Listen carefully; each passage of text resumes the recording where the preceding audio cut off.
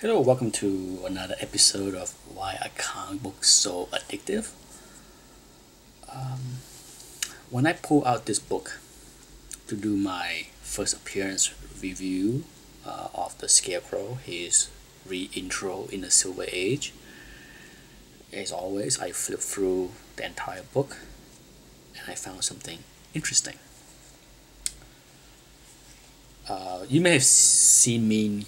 You may have seen me mention this a few times in many videos already. In that, one of the things that I always enjoy seeing and reading is the circulation information. This is 1966. Okay, this book. And here you have the DC version of the circulation report, dated October 1966. So this report was written roughly 6 weeks before my birthday in November 13. So, and I was extremely surprised at the number that are shown in this book. So for those that have this book, pull it out and see it for yourself. Can anyone guess how many copy was paid circulation? Mind you that this is 1966. The Batman TV series had caught on fire in 1966. What do you think? Would it shock you to see that the paid circulation is over 1 million? Wow. Which by itself is not crazy. For those that collect comic books long enough, we all know and heard and read that back in the 30s and the 40s, comic books were printed in that range. In fact, Captain America 1 was printed, I think, over 1 million copy.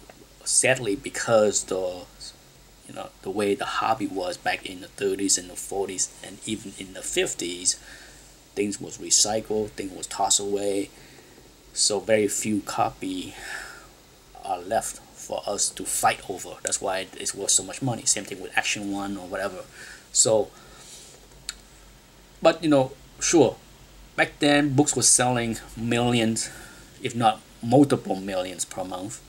And then by the 50s, with the change in attitude, circulation dropped significantly. So for me to see something like 1 million for 1966, that was a surprise in some way.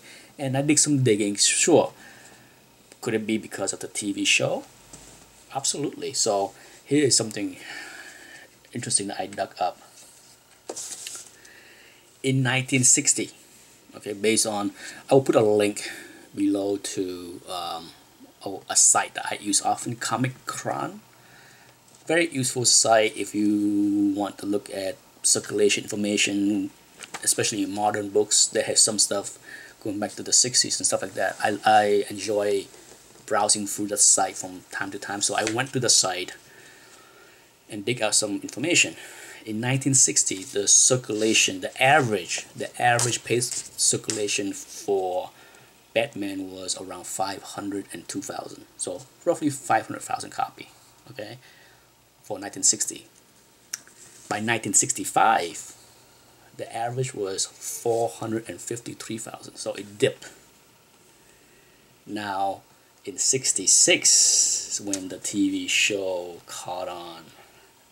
Well, when the TV show was launched and it was a instant overnight sensation, the average circulation was almost 900,000. Okay, this is the average over the entire year of 1966, which is almost 900,000. So do you see the impact? The impact of the TV show back then double, literally double the circulation of the book.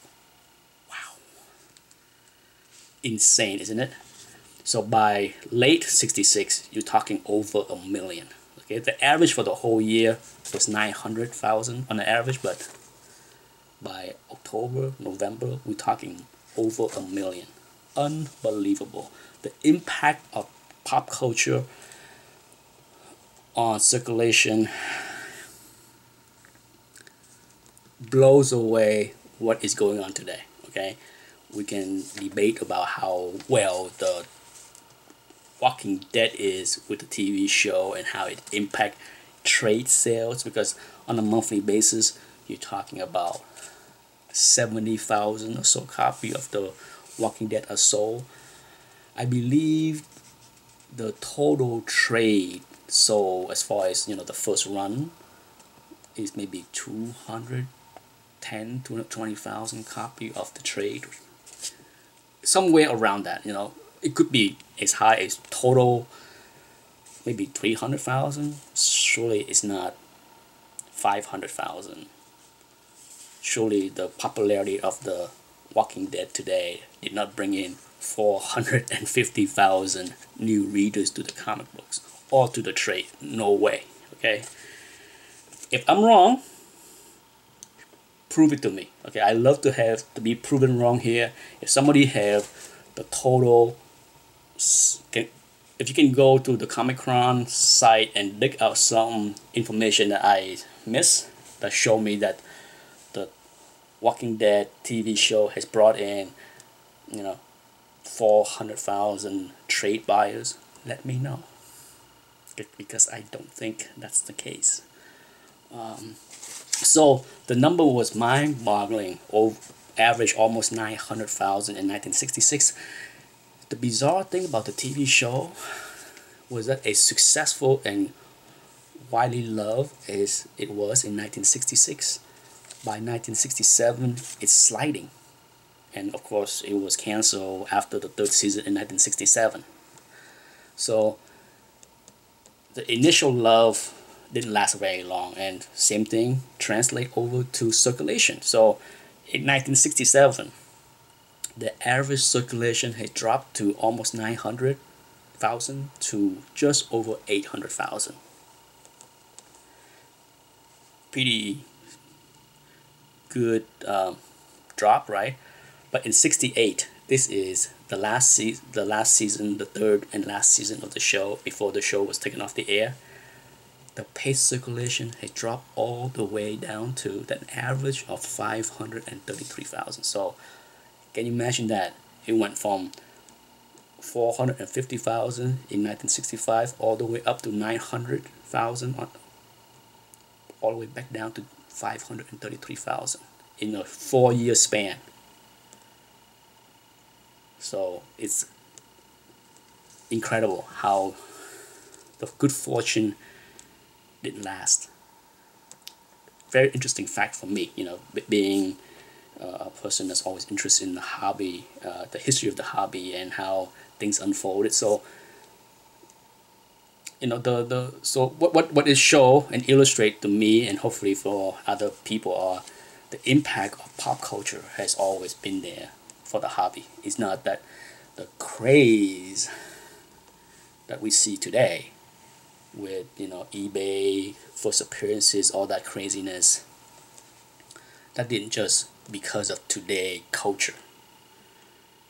Thankfully the internet didn't exist in 1960s, because I think you will see the same behavior, because people, human speculation, greed, hoarding is not something that just surfaced in the past 5-10 years. It has always been there.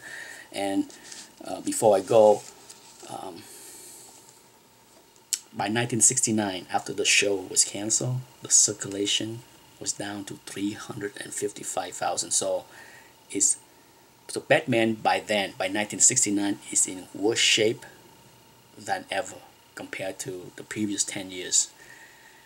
And DC better get on the ball and start to reinvent the character before worst thing happens. And I think it's very apparent why they had to reinvent Batman.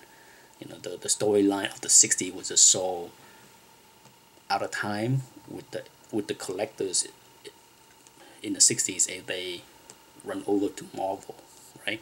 not a surprise. But because of that, it's not a surprise to me that there are, well, it is and it is not. It's not a surprise to me that the back issue market for Batman from 65 through 68 are very cheap. Okay, for the most part, if you talk about mid grade to low grade, they are dirt cheap. What surprised me about this is, for as many copies as they were printed, so few copies are in high grade. Where are they? Where are they hiding?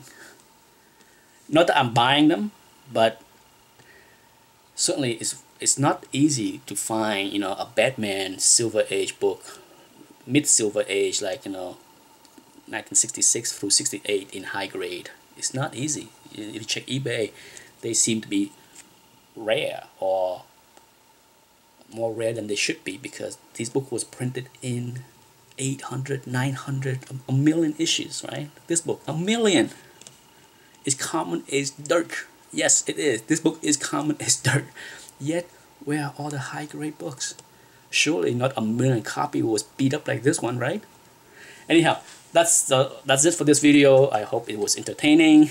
I learned something new when I flip through these things, and I encourage people to flip through the book when you own them, because I always learn something new and fun. Thanks for watching. Bye.